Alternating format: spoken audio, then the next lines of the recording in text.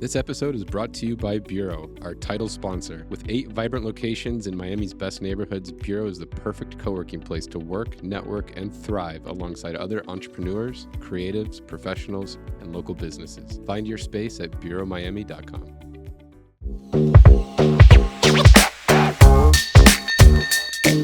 We're set? We're good. Let's get this started. Cheers. Yeah, we're here with Douglas O'Donnell. Yeah. Thanks for coming down, Doug. Cheers, guys. Doug, what do you prefer? Douglas. Yeah, cheers. And everybody calls me DOD. DOD? As in Douglas O'Donnell. Okay. Cheers, Doug. Well, I welcome. remember last time I had a scotch. That's great. Welcome to Bureau. We're here at Bureau Co-working. We came across you because you own a couple of warehouses in East Hialeah, where we're prospecting. So we're constantly calling owners, and miraculously he picked up the phone, Ben. It's fucking crazy, right? Yeah, he actually talked to us. We're very accessible. And so we've been chatting for 6 months or so, and then or probably more than that, probably about a year, and we got to talking, and then we're like, yeah, well, we should have Doug on the podcast to talk to us about warehouses, since we do warehouses. So he's got some great perspective. He owns a bunch of warehouses across the United States, and he's been doing that for a number of years. So we're going to get into that. And but before we get started with the good stuff, the warehouses, are you from California? I am. Born and raised? Born and raised. What part? I was born in Torrance, California. Okay. And then when I was about 2 years old, moved to Newport Beach, California. All right. And so I'm 59 years old. And so had the amazing experience of growing up in Newport Beach during the 70s, 80s, 90s. It was paradise. Yeah, I can imagine, huh? Incredible. Newport's an incredible town. Is it? I've never been there. How close is that to Newport to Laguna? Laguna's right next door. Right next door, okay. I lived in LA for a hot minute, Pasadena, Glendale area. I went to art school at the Art Center nice. above the Rose Bowl. Nice. I don't know if you know where that is, but Yeah, I know where the Rose Bowl is. used to go to Laguna and Newport. You know, we'd surf out there sometimes, but just the cliffs into the ocean, like it's so picturesque. Yeah. I probably saved your ass as an ocean lifeguard. Oh yeah, Oh, really? Oh, that's pretty I'm a good sweet. swimmer. At the wedge, it was cool. Yeah. Yeah. But simultaneously, the greatest job and the worst job because it's so damn boring. I was a lifeguard as well. Were you? Yeah. Here in Miami. In New York. Oh, I was a really? lifeguard, and I taught swim class too, a swim instructor. Nice. But it's great being on the water, right? It is. It's the best. That's why I live here in Miami Beach. now. Yeah. So your last name is O'Donnell. Where are your parents or your grandparents from? Believe it or not, it's an Irish name, but they're all from Scotland. Okay. And so my grandparents moved here when obviously they were born in Scotland. And then they moved to Lorain, Ohio. Okay. And then What were they doing there? What were they doing Yeah. there? Surviving. Yeah, I bet. Yeah, my dad had no money, and he had a very, very difficult upbringing. And his mom had the foresight to say that if we're going to starve, we might as well starve where it's someplace warm. Dang. And so they put the 3 kids and the cat in the car and drove to North Hollywood. And during that time, the cat had a litter. Going across country. Exactly. And so you guys went to California, and what did you went with your dad to California? What? No, this was before I was born. Oh, this was your grandparents. This was when he was in high school. That your dad went to California. Correct. Okay, and so they end up in California. And what are your grandparents doing there? Once again, they're surviving. My mom's parents were from Scotland as well, and he was a advertiser. If you ever saw Alka-Seltzer, Mr. Speedy's before our time, he came up with that marketing slogan, and was very successful in the day. And then your dad grows up in California. And how does he starts the real estate business, right? Yeah, they met at USC. And Who met at USC? My parents. Okay. Yeah, they met at USC. And after USC, all of his buddies in the Beta House were brokers, and so he got into brokerage. in land brokerage, like you did, Ben, and he's successful in that. Where was he doing deals? In Temecula. Temecula, where's that? That's Orange County, inland Orange County. And then also in and around LA, Montebello, Commerce, Vernon, Cerritos. Isn't Temecula a big industrial hub or no? It's not big. Okay. It's much smaller than Inland Empire. Inland Empire is the biggest on earth. Right. And I would call it a sub-market. It's kind of like in no man's land, quite frankly. I know about Temecula from all these motocross guys. There's a big dirt biking thing out there. Lake Elsinore, exactly. Yeah. There's a little wine country. Yeah. I'm not the aficionado on Temecula, but the industrial market has grown there over time since when I started. Is that what led your dad into industrial, or did he not ever touch industrial? No, he was all industrial. Okay. He was all industrial. So he was selling land for industrial projects. Yeah, and then he became a developer in 1972 and developed his first project in Montebello, California. Which was an industrial project. Industrial. Yeah. And then those didn't lease, and so he went to the Bay Area. Those didn't lease. Went to Seattle. Those didn't lease. And the broker in Seattle said the next stop is Anchorage, Alaska. He literally went to Anchorage, Alaska, built buildings right when the pipeline hit. And he had the only buildings up out of the ground when the pipeline hit. His timing was very fortuitous. Yeah. And by that time, all the other buildings had leased, and so he was off and running. How did he continue to keep going if they weren't leasing? Like, where was he getting the money from to continue to build new? He was just losing money on every deal. He had a gift of gab. Really? He could just put deals together with people. Absolutely. Interesting. He was a great guy. He passed about 8 years ago. Wow. He and I were best friends, and he was an amazing human being. That's awesome. And my mom passed on last year, unfortunately. Oh. And so they're both missed. And they're both great role models for me. Ben, you know what they say in real estate, if people don't know you, they're not doing business with you. Exactly. That's why the Built World podcast works with top-of-mind public relations, because being a best-kept secret sure doesn't pay the bills. Paula Uspa-Abbott, the brains behind Top of Mind PR, is a former real estate journalist, so she knows exactly what makes the media pay attention. And let's be real, getting in the press isn't just about bragging rights. It's about building credibility, landing deals, and making sure the right people know your name. Whether it's top-tier media coverage, killer storytelling, or just making sure you're the one people think of first, Top of Mind PR has you covered. Want to stand out? Hit up topofmind-pr.com or email info@topofmind-pr.com. Because in real estate, if you're not visible, you're invisible. So what was it like growing up where did you kind of grow up in the business? Were you involved in the real estate from day one? Yeah, when we would go look at projects, I'd have whatever soccer, baseball, football practice in the morning, and then we'd go get in the car and look at his properties. Have you ever seen a property, an industrial building with the walls being tilted? It's such an amazing process. Yeah. It's so incredible. And we would make the rounds on his industrial buildings after practice, still in my baseball outfit or soccer, whatever the case may be.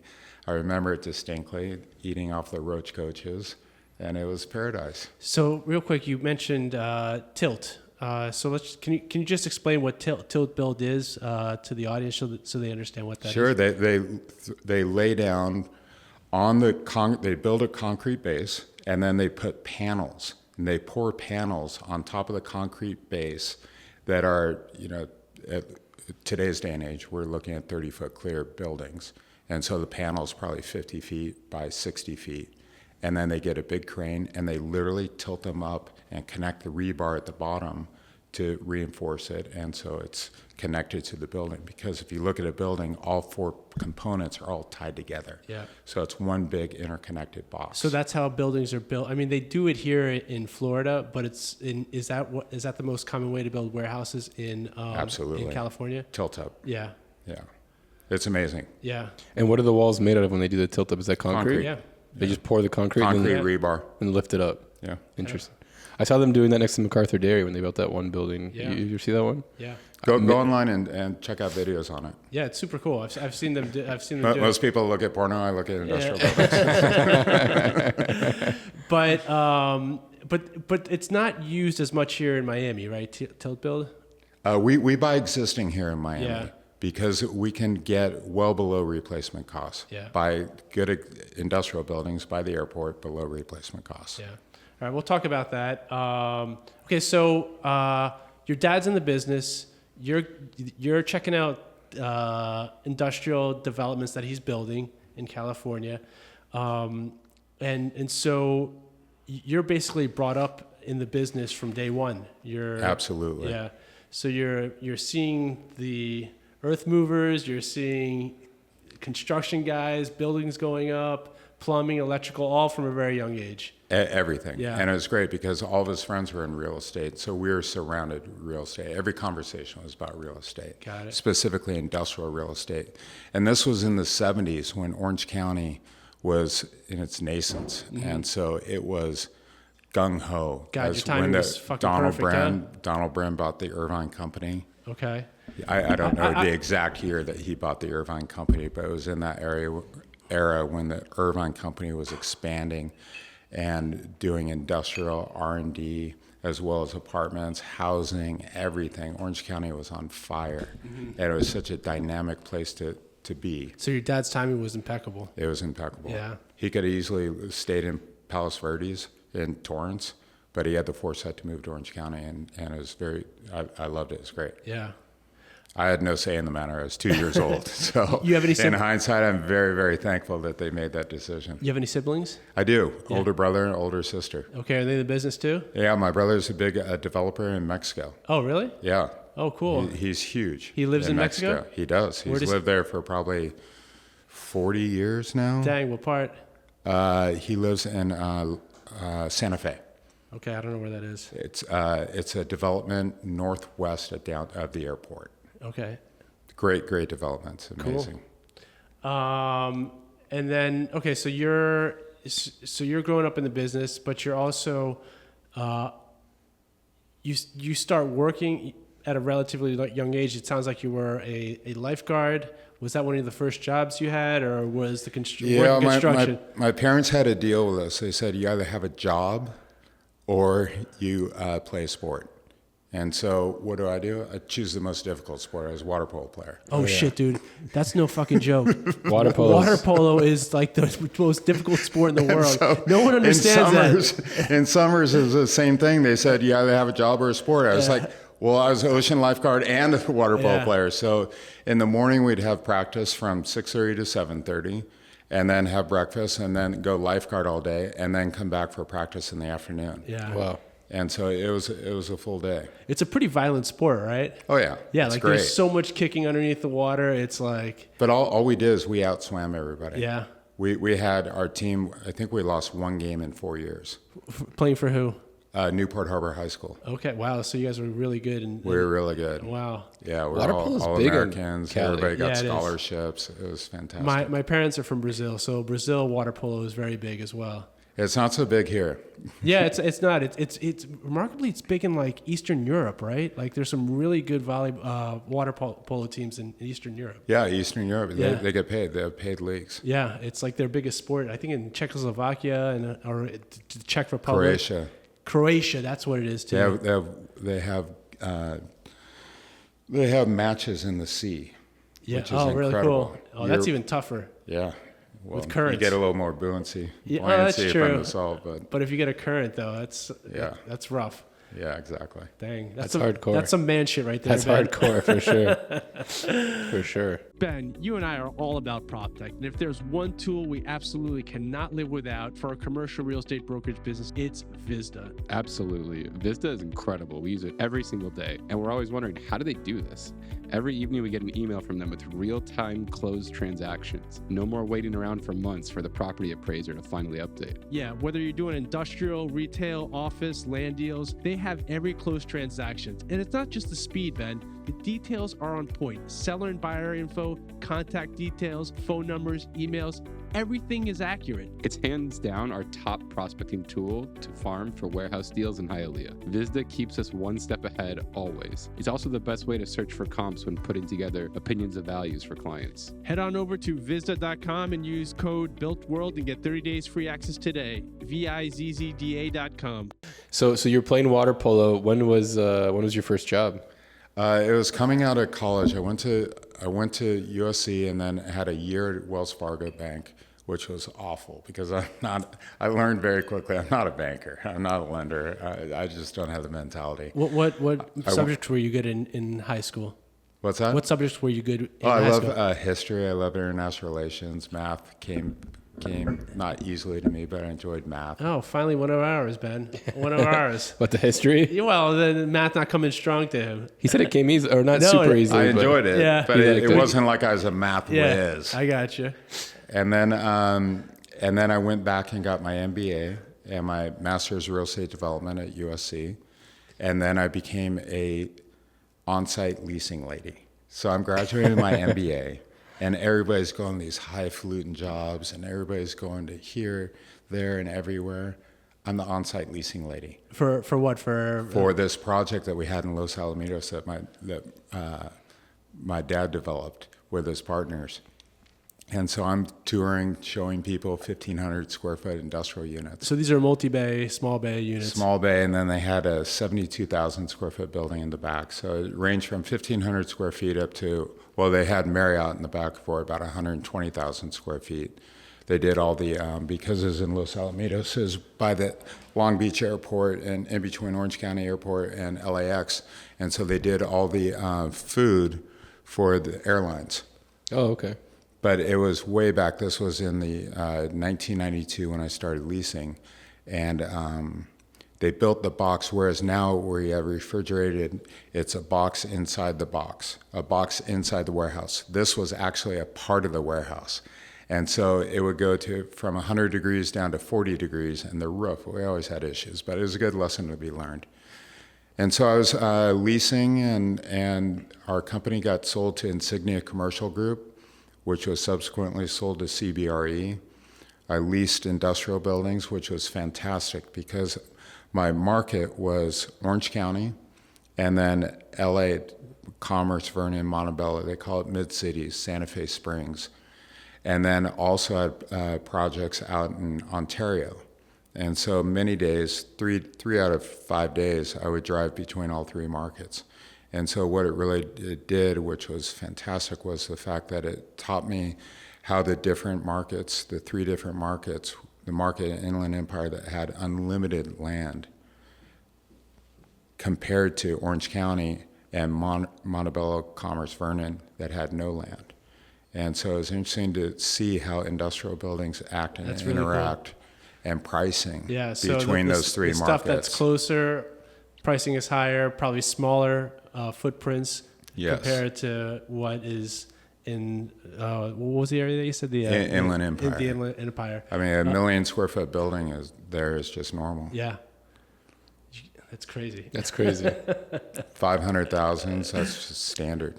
So just going back, so you went to, where'd you go to undergraduate? USC. USC. Yeah. And you got your degree in international relations. Not South Carolina. I know we're on the East Coast here. There's only one USC. And you got your degree in international relations, right? International relations, and I went back, got my MBA and my master's real estate development. Right after? 1 year at Wells Fargo. 1 year at Wells Fargo. Do you teach at USC now? No, I've guest lectured before. Okay, cool. But I travel too much to teach. All right. But now everything's online, so who knows? Yeah. All right.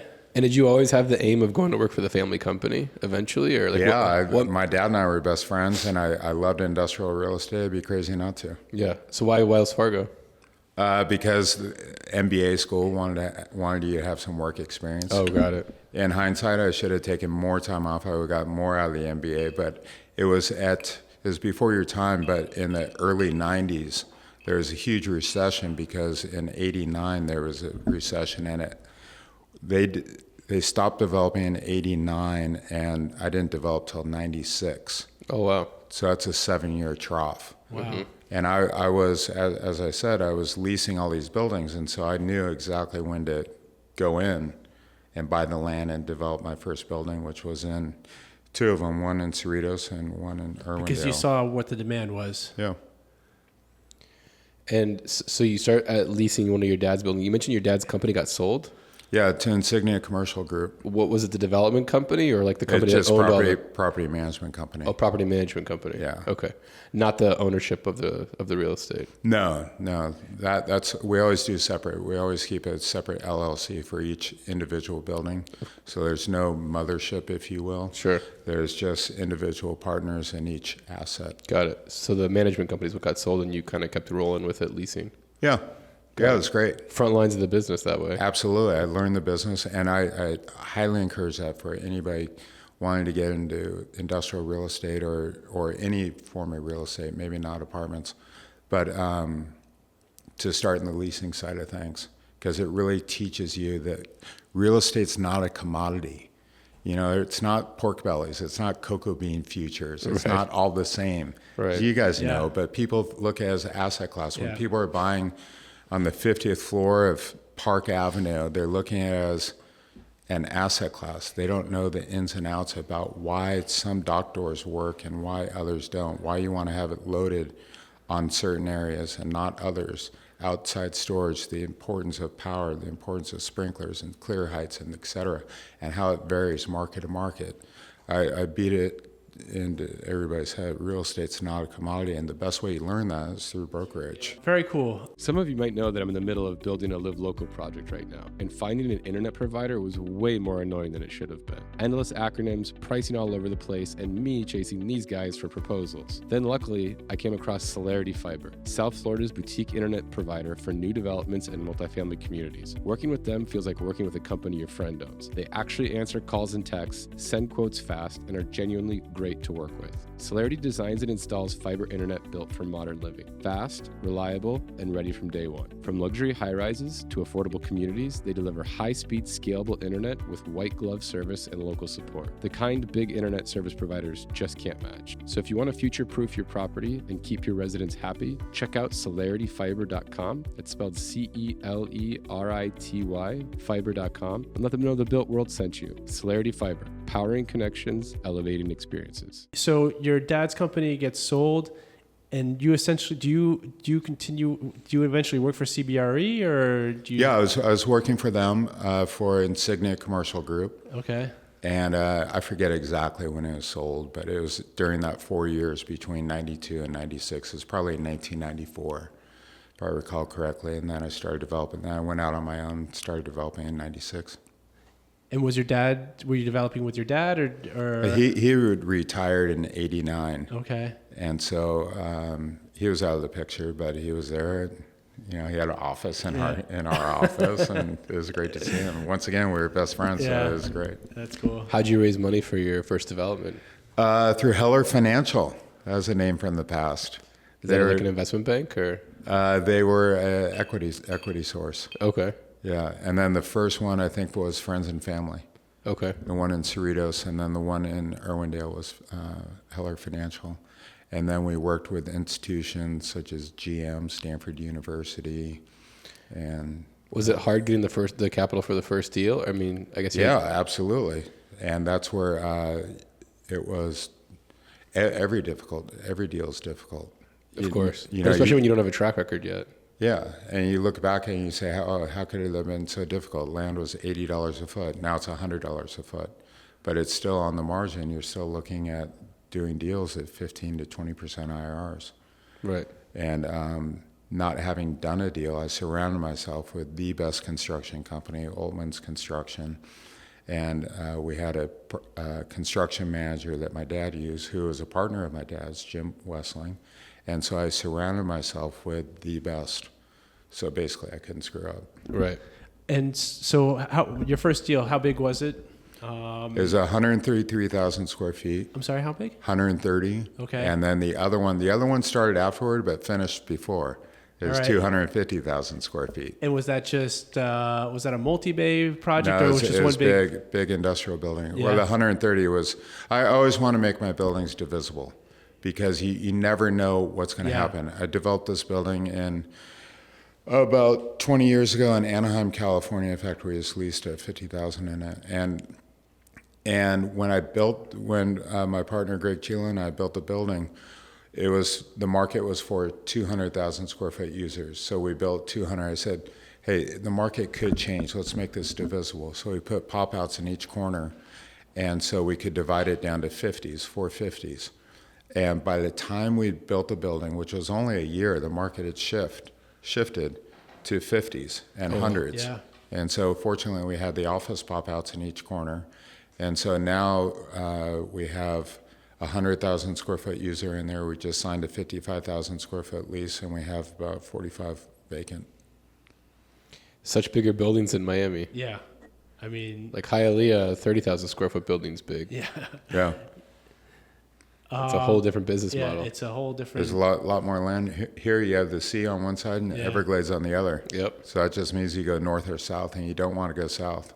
Right. You don't want to go further down the end of the cul-de-sac. So, how do you build? So let's work on definitions here, because you have small bay, mid bay, large bay. Do you typically build mid to large bay, and then above 100,000 square feet would be considered large bay, right? Is that a fair definition? If you ask somebody what an R&D building is, you get 10 different answers. Yeah. If you ask 10 people, you get 10 different. If somebody says, what's flex? Yeah. It does. Who knows? I was talking to our guys on that project or that portfolio that we're coming out with. I said, let's call it small bay. All the institutions are, looking for a small bay because the big boxes are empty because they overbuilt thinking that COVID was going to go on forever. So now the institutional money's all into small bay. Yeah. I said, just tell them it's small bay. Yeah. But small bay is typically 15,000, 10,000 minus. Yeah. That would be on the upper end of small bay. Small Yeah. bay is typically like 2,000 to 5,000 square feet. Okay. We had Anthony from a Basis Industrial on the podcast a couple of days last week. Oh yeah. Yeah, and he's Cool. he's been buying up small bay warehouses in Miami. So we talked a little bit about that definition. That's his entire focus is small bays, acquiring existing small bay. They're so management intensive. Yeah. The tenants are brutal, especially in Miami. Yeah. Oh, yeah. The most brutal tenants on earth are in Miami. And Really? the worst drivers on earth are in Miami. I think there's a correlation. And the worst boat drivers as well. They're all bad. Yeah. Because no one gives a shit. It's me first. Yeah, exactly. Yeah. Maritime law, what's that? But still, he's here in Miami with us. Yeah. You love the crazy, right? The crazy's fun. Yeah, it is. It keeps things It interesting. keeps things interesting, right? Yeah, I go back to Orange County, everything's plain Yeah. vanilla. Yeah. I'm like bored to death. Yeah. But Orange County, I'm not knocking it. Orange County is amazing. Yeah. So you typically what do you own, and what have you built mostly in your career? Like what size of We've warehouses? developed. We were in California when I started. I was in California and until about 15 years ago, and then went out of California because I saw that what was happening was institutional capital was coming into Southern California because of Chinese imports, and the Inland Empire was expanding and the like, and so it was more difficult to compete. And so I left, or I changed my focus to other cities like Indianapolis, Memphis, Trenton, New Jersey, and South Philadelphia, and Baltimore, and Miami. Were you acquiring existing assets and Acquiring existing. You weren't building new. No, because So you building new, you were only building in California. Correct. And what were you? So, and when you were building in California, what was the average size of the warehouse that you would build? probably 200,000 square feet. Oh shit! But all infill, and the Yeah, reason we all do in- infill is because it's recession proof in the sense that yes, rates are going to go down 100%. Rates are going to go up, but if you're between the land population and by the airport or the seaport, it's never going to go out of style. And nobody likes industrial.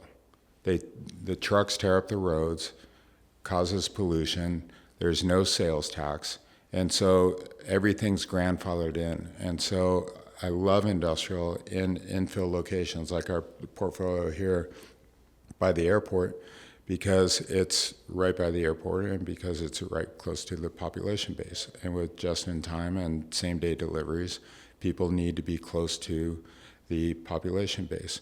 Plus, if you're out in the Inland Empire and you're building a 500,000 square foot building, there's 20 next to you. And so whoever has the lowest cost of capital wins. And I can't compete with Prologis where their cost of capital is, 2%. My investors are looking for 15 plus IRRs. You know, Felipe, ever since we moved into Bureau, my productivity has been through the roof. I mean, I might actually be getting things done for once. The energy at Bureau just makes work fun. Plus, with 8 locations across South Florida, from South Miami all the way to Hollywood, there's no excuse for not finding a spot to get your shit done, Ben. And we're not alone. Over 500 local companies call Bureau home. Everything from creative agencies and real estate firms to tech startups, law firms, and media companies. It's a melting pot of brilliant people, and we don't include ourselves in that category. We definitely don't include ourselves in that category. Bureau really has space for anyone, whether you're flying solo or have a team. There are suites starting at 100 square feet all the way up to 2,000 square feet. They also don't try to lock you into long-term agreements, and everything is month to month. Let's not forget the important stuff either. The coffee is top tier, staff is incredible, and has a very entrepreneurial vibe. It's not just a workspace, it's a place where work actually gets done. That's right, Ben. So if you want to level up your workday like we try to do every day, check out Bureau. You might even catch us sipping some espressos between podcast sessions. Or tequila. Definitely tequila. Tell Bureau the Built World sent you, and you'll get 50% off your first month's membership. See you out there. Cheers. Later. So I'm going to go back to where we were at in the story, the arc. You built your first building, and then you started building more once you were teamed up with Heller. What was that trajectory like? You're like, we're just going to build what was your goal? To build a huge portfolio, like of just ground up developments? Or? Yeah, it's just to continue as we were, and it was a great time because of the fact that the information today is too perfect. Where if people in New York wanted to place money in Orange County, they had to have somebody like us to show them real estate's not a commodity, which site to buy, where to build, etc., and where to buy. And so it was it was a golden era. How many million square feet did you build? I think I developed over like 5 million square feet. Wow. Or acquired 5 million square feet, something like that. In California? Oh, nationwide. Right now you guys have 5 million square feet. No, our profile, no, because our investors want in and out. Our investors have typically a 2 to 5 year hold period. Gotcha. And so we recycle the money. And the stuff that you built in California, so a lot of that has been sold. Have you held on to a lot of that as well? Yeah, it's so interesting because we have projects at my dad's first project we still own. It's 325,000 square feet, Montebello. And it's interesting to see how the industrial market has changed, but it hasn't changed at all. Those buildings that were built in 72 are still, I wouldn't say Class A buildings, but they're very functional, 24-foot clear, Wow. good sprinkler system. The only thing that's really changed in industrial real estate is the clear height's gone to, say, 30 feet, 32-foot clear. Yep. You don't get much higher than that because the racking systems Yep. and the forklift technology is not really there. The forklifts, tilt over Yeah. if they have too much or go too high. Do you think the it's on a technology will pendulum. continue to improve and that we'll be stacking higher and higher, or you think we've kind of hit Who knows? yeah. I think it's, I don't know. I mean, if you look at typical rent for an industrial building, rent is typically 5% of a company's gross expenses. So it's a negligible amount. And so I don't know about that. It's more a case like what's going to happen with drones and how's that going to affect industrial buildings. But what I have noticed in industrial is the need for power. Everybody wants more power. Yeah. And so we are retrofitting our existing buildings with more power to accommodate that need. What are they using the power for? Is it for manufacturing? Or? For assembly lines, manufacturing, and they're thinking forward that they're going to be, especially in California, having to charge delivery trucks. Why develop in California versus buy existing like you are in Miami? Is it just a function of land? No, we did both. We did some great acquisitions in California. One of them was a deal we did in Anaheim. It was, I want to say, about 12 buildings, and I looked at it, I said, they're all in separate parcels. Let's just buy this. And it was probably, I don't know, pick a cap rate, 6 cap. I said, let's sell them and say, pick a number, it was $80 a foot. Users were paying $120 a foot. I said, let's just go buy it and sell it to the existing tenants. With SBA loans, do the math for them, show that they can get depreciation, get the write-off, get the get the benefits of ownership. And I think we sold half of them to existing tenants and half to trade guys. And then we packaged the balance and sold it off.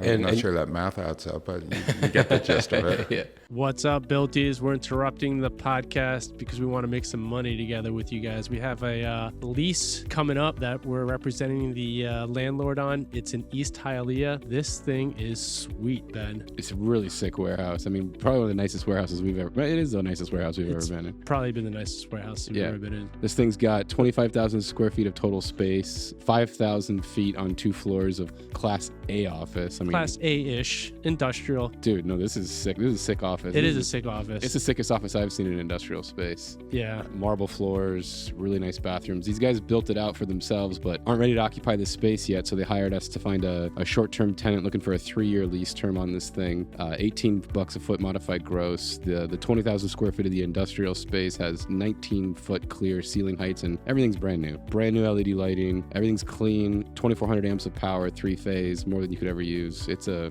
beast. Fully air conditioned too. Fully AC. Yeah. Yep. So they're looking for a short-term lease. They're super reasonable. If you got a tenant, reach out to us. Cheers. Well, how long were you in California? What made you jump over to Miami?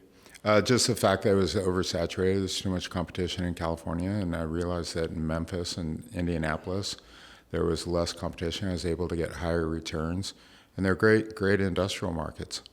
In South Philadelphia, Baltimore. Baltimore's a great market. Miami's a great market. So how do you start finding these deals in these different markets? You hustle, man. Yeah. Are you online all the time? Are you working with brokers? Always working with brokers. Working with brokers. They're bringing you the deals, the brokers. Yeah. Yeah. Gotcha. And so the first market outside of California was what? I believe it was Memphis. Memphis? Yeah, Memphis, Tennessee, and then Indianapolis, and then right that same time, Trenton, New Jersey, and then Swedesboro, New Jersey, and Miami, all kind of roughly at the same time. Okay. And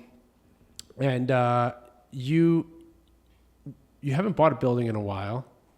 By design. By design. And you sold at a good time as well.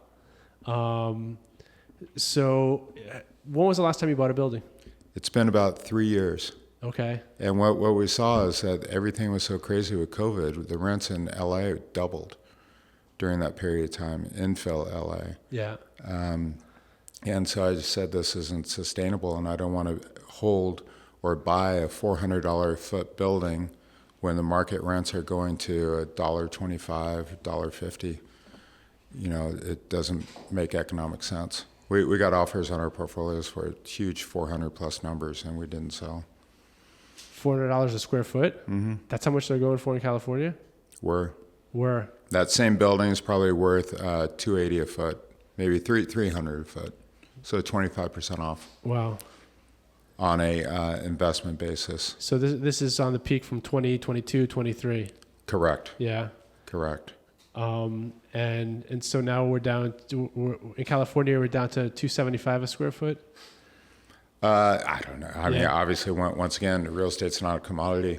It depends on the deal by deal, project by project. But generally speaking, everything's been reduced by 25 to 50%. Okay, and then but this is what in terms of rental rates. Yeah, and you predominantly own very large footprint warehouses. Minimum size now is what size of bay?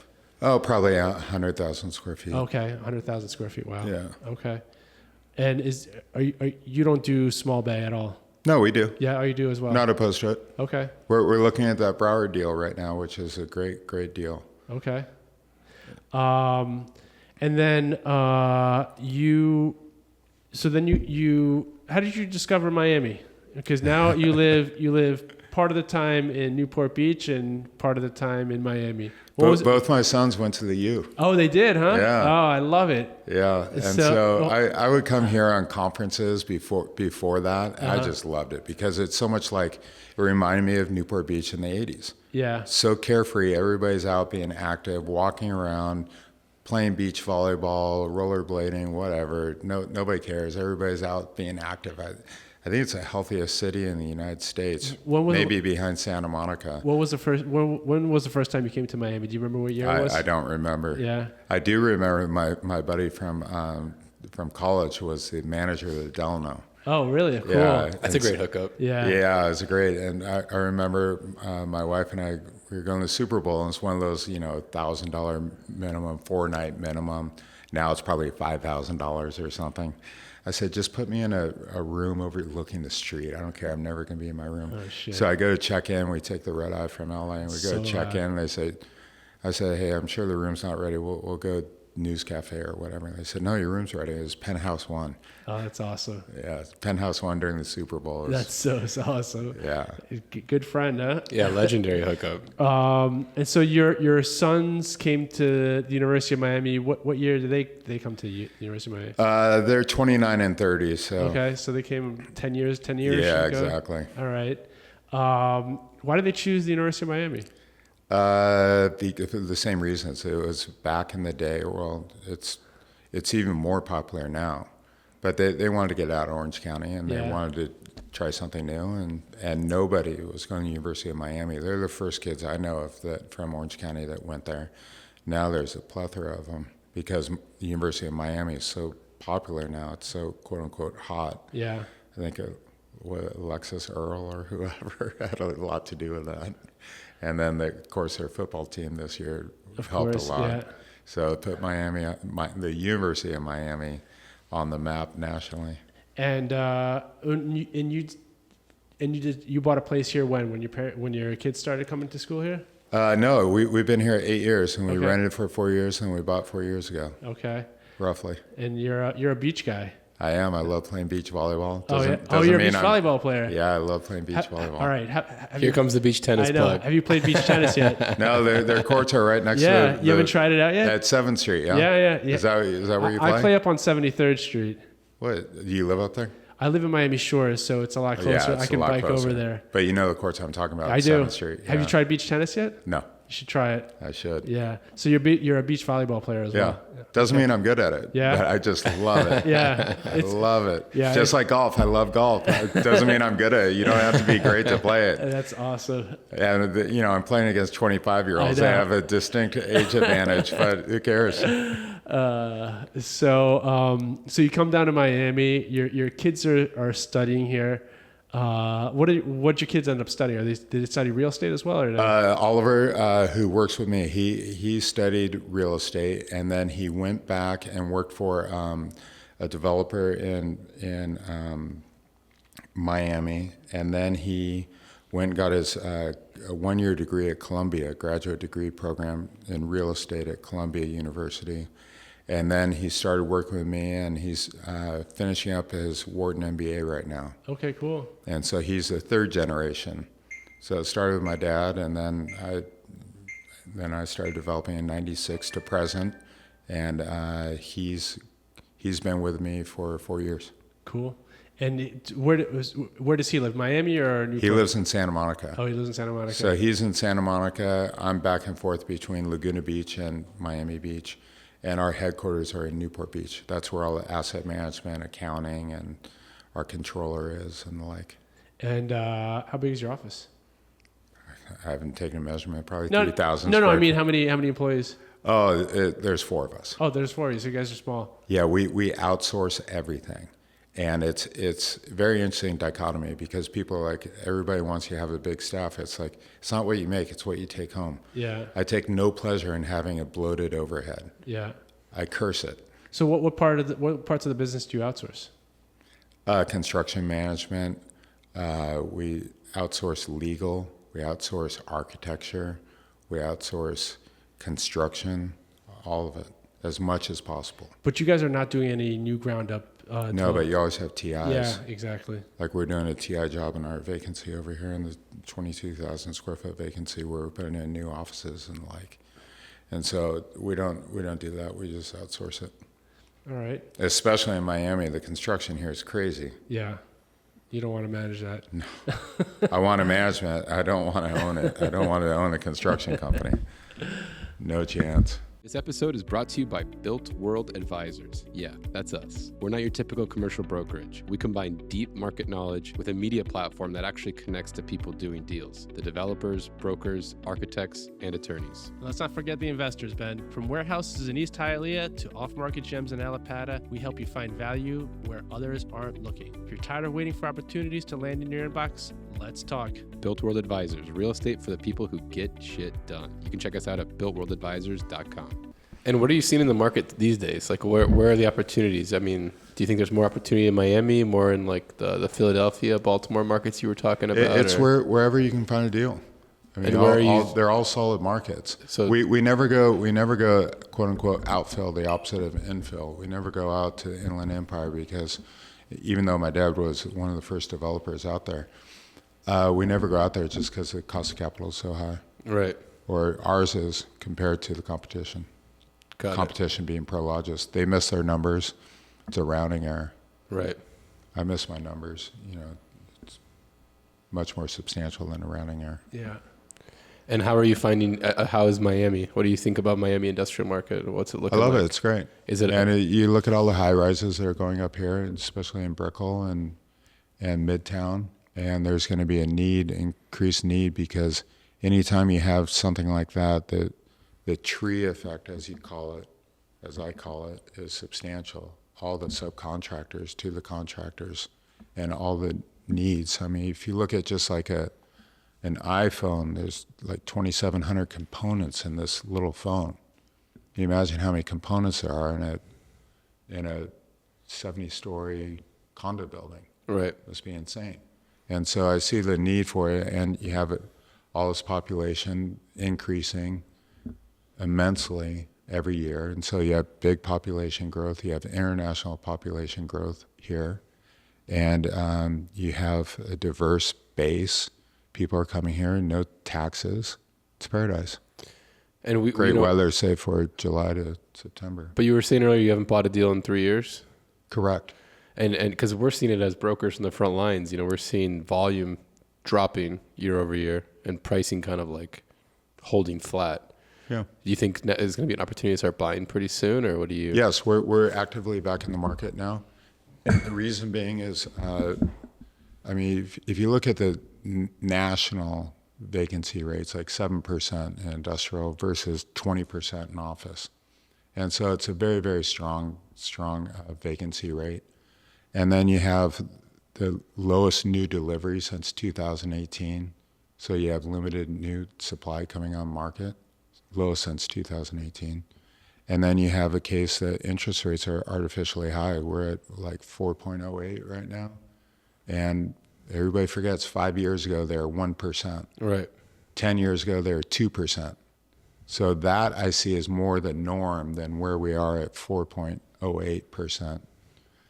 And so I see the interest rates coming down, and I think it's a very good time to be buying properties. Love it. Are you focused on any specific submarkets in Miami, or just wherever there's deals? No, wherever there's a deal. Where there's a deal. Yeah. There's nothing I would avoid. If it's priced right, I'll go anywhere. Right. What's the smallest deal size that you're going after? Yeah, like 10 million. 10 million. And you guys go up to what? What do you guys? No limit. No limit. Yeah, as long as we get the money. And you guys just started a new fund? Is it? Yes. Yeah. It's a $50 million fund. 50 million. Yeah. Yeah. And where are you getting the capital? We're doing what we've done in the past is we've gone through institutions. We did institutions and insurance companies and the like, and we had great success there. But what we're noticing is that with information being as good as it is today, that the need for people such as ourselves is diminished because they have all the comps. They can go on Google Earth and see all the competition, all the lease comps, everything. The information is good. And so what we're doing is we're going directly to wealthy individuals, RIAs, family offices, and getting equity that way. Any international equity, or is it all domestic equity? Yeah, we don't care. Wherever the money comes from, you guys. Wherever it comes from. Yeah. Are you guys? When did you guys start raising for the fund? We just started January 15th. Okay. So this is all, we're rocking and rolling and just starting. So you guys, it sounds like you guys are feeling pretty optimistic about. Yeah, the timing's great. The asset class is amazing. The great thing about industrial is there's no substitutes for it. Yeah. Office has a substitute. You don't need to be in an office building. You could be on your computer. You could be on your phone. You could be at a Starbucks. You don't need to be in an apartment. You could be in an extended stay. You could be at Airbnb. You could be at a house, condo, whatever. And then in retail, you don't need to be in retail. You can buy everything online. Yep. And so the only thing that has no substitutes is industrial. And if you look around in this room, everything you see has gone through a warehouse. Yep. That chalkboard, that light, this camera, this phone, this shirt, this glasses, everything. It's unavoidable. And so there's no substitutes. And the cool thing about warehouses too is you can subdivide them, right? They're extremely versatile. You can put offices in there. There's even opportunities, and if you're in warehouse markets that are smaller, more closely located to the city center, we're even seeing some being converted to like retail warehouse flex. Lofts. I don't know about. I haven't seen lofts yet, but maybe soon enough. It's just you can do so much with a warehouse, right? I mean, I've seen. What is the karting inside there? You can put pickleball courts in there. There's so many things you can do with a warehouse. Yeah, it's great, and it's also you have two exits. You can lease it and you can sell it. You can sell it to a user. You lease it or sell it as a lease investment, or lease it and then refinance it, and wait for the market to come back. If the market for lease investment's gone away, you can lease it and hold on to it and wait for the market to come back. So you aren't beholden to one exit strategy like condos. You're beholden to selling it as a condo. Retail, you're beholden to leasing it. And let's talk a little bit about e-commerce too, because I saw the podcast that you talked about it as a percentage of sales today and what it's going to look like in 10 years. Give us a little it's going to be great. Yeah. I mean, I can't believe that the e-commerce is only 18% of gross sales, retail sales. Everything I buy is online. I never go to the market. With same-day delivery and with Amazon Prime, I spend my $10 and everything gets delivered. It's almost too much. Yeah. Where you get a thing of magnesium and it shows up that day. Yeah. It's like, I really didn't need it today, but, Right. but I'll take it. Right. And so, it's growing 10% year over year, and the need for industrial warehouses is going to expand so much because of the fact that the interesting thing with retail, when you buy a pair of jeans or something online and you return it, requires 3 times as much space than traditional bricks and mortar retail sales. And so retail sales online are fantastic for industrial because it goes directly from the warehouse to the consumer. And with today's day and age of free returns, people are becoming more and more used to it. COVID, ironically, was great for industrial real estate because people realized that they didn't need to go to the market. They didn't need to go to the jean store. They didn't need to go to the clothing store. They just have everything shipped to them. Yeah. And so it's very good for industrial. Have you started seeing any effects of onshoring from the past year's policies? I can't wait. $2 trillion. I love it. And going back to that components situation, iPhone has 2,700 components, and Apple's committed to reshoring. And so you have $2 trillion of commitments to reshoring. You look at a Ford F-150, it's like 25,000 components in a Ford F-150. And so as all those projects come back, although a Ford F-150 has been built here, of course, but you know what I'm saying, and that as reshoring occurs, there's going to be, the tree effect is going to require more and more warehouses. And we haven't seen a big bounce yet, but it's coming because you can't build a warehouse overnight. It takes, I think my record is for buying a piece of land, leasing it and selling it was a year. And that's unheard of. It's unheard of. I mean, Yeah. Miami, I think it's at least 3 years, Right. at the very least. Just to get permits. Yeah. Yeah, this was 1996 in California, Yeah. in Irwindale. So That's pretty insane. What's the future of industrial look like? You mentioned something about drones and all that kind of stuff. You guys taking any of that into account or not? no, really? it's too early. I think drones is just going to require more power and more outside storage. But Okay. we aren't designing buildings or buying buildings specifically for drones. I think it's too far out. You're not building any course. data centers? Yeah. No data centers. No No. data centers. No, because technology is going to change so much. Yeah. I mean, Elon's saying he's going to put it on satellites, and so I don't want to have $1,000 a foot building with data center and have that technology change. There's enough inherent risk in owning industrial real estate that I don't want to take additional risk in the form of technology changing unbeknownst to me or in spite of me or indifference to me. And so I'd much rather, going back to what we said about the buildings we built in 72 are the same as today. Except for today, they have ESFR sprinklers, they have more power, and they have a higher clearance height. But the fundamentals, location, and the box and the ingress and egress hasn't changed at all. You said you're retrofitting some of your buildings with more power. For what purpose? What are people using the power for? They're going to use it for assembly lines, automated assembly. They're going to need to power robots. Robots. That's coming, and Yeah. they're going to need to power their electrical vehicles, vans and delivery trucks. And you're seeing tenants request these things already? Absolutely. Oh, interesting. Power is the biggest change that we've seen in the really? last 5 years. Wow. Since I started in '92. And how is that process this is bringing, what's that process like? Is it easy, and how long does it usually take to bring? It's ironically our building in Anaheim that we're retrofitting it for. Most cities say, okay, we'll give you power. Show me the need for your tenant. Show me the power bill that they're going over 1,000 amps and prove that they need it. And then you say, okay, here's the proof. So obviously it's an existing tenant. And then they say, okay, 2 years later, we'll get you power. Anaheim, we don't need that, fortunately, because they have their own utility company. And so what we're doing is we're able to get the power now on a spec basis without knowing who the tenant is, so that we're going to have it in the building. And so we can accommodate tenants who need the additional power. But otherwise, it is a pain in the ass. And so that's where it's a benefit to build as opposed to have existing, because when you're building new, you can put in your power requirements. Whereas if you have an existing, you have to prove that you need the power. Jesus. Is that a California thing only?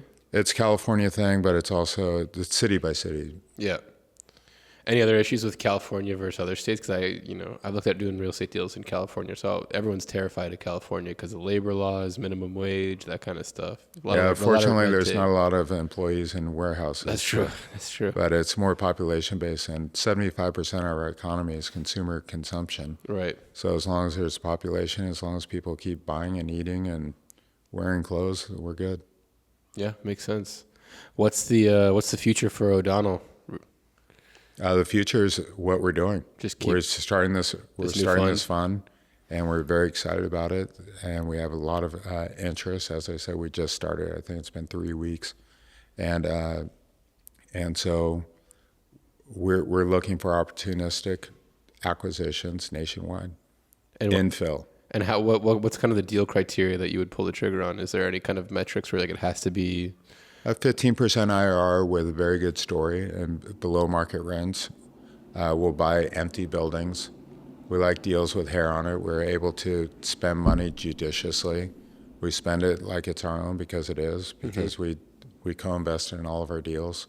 And we have a ton of stories where we bought this one deal in Baltimore that had 2 acres outside storage, but it had this tiny little bridge to get over it. So we built a bridge.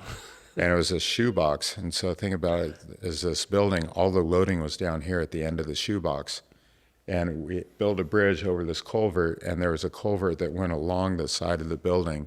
So we built a bridge over that, approximately where you are, so that we could open up the back end for loading ingress and egress. And directly adjacent was 2 acres of outside storage. So once we built those 2 bridges, it leased, and we sold it immediately. That's cool.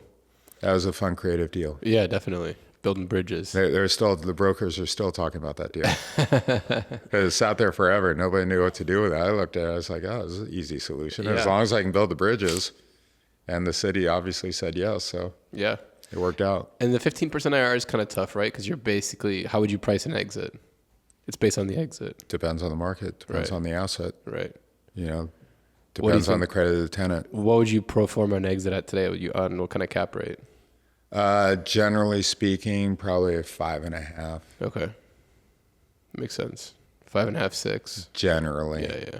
I mean, that's in the, what we don't do, even though I think interest rates are going to go down substantially, we aren't putting that assumption in.